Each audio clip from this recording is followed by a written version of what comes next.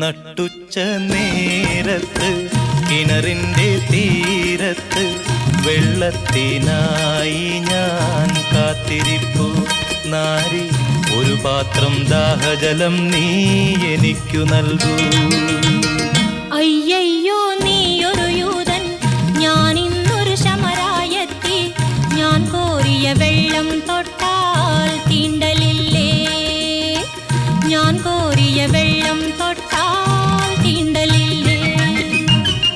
അറിയുന്നില്ലേതും നീ എന്നോടു നീ ചോദിച്ചാൽ ജീവന്റെ ജലം കോരിത്തരുമല്ലോ ഞാൻ.